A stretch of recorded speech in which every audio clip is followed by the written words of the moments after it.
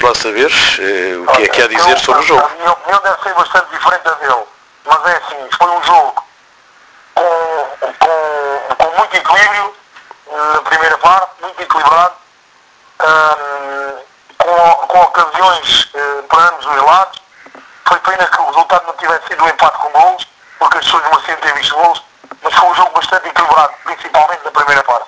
A partir do meio da segunda parte, fomos superiores, fomos melhores, tivemos as melhores chances e podíamos ter ganho o jogo. Se tivéssemos apanhado o adversário num dia não, porque me parece que eles também fizeram uma boa exibição. Acho que foi um jogo com duas boas equipas e que merecia uma equipa de arbitragem ligeiramente melhor, porque não teve erros que tivesse influência no resultado, mas eu penso que vou voltar àquela minha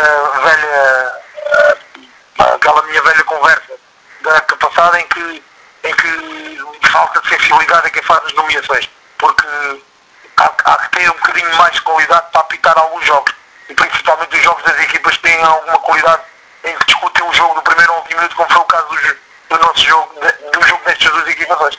Agora, as pessoas se calhar não andam a querer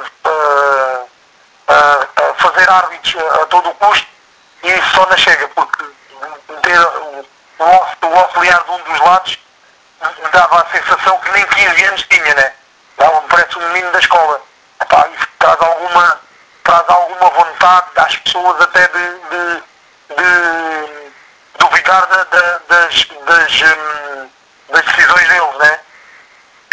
Mas penso que a equipa de arbitragem não teve influência nenhuma no resultado, mas que estas duas equipas mereciam uma terceira equipa, se calhar melhor.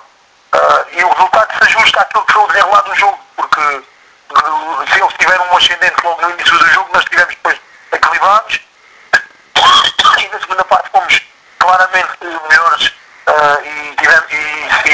e só o Dibal conseguiu evitar que nós saíssemos dali com os 3 pontos. Foi essa a minha visão sobre este jogo, sobre estes 90 e poucos minutos do jogo 2.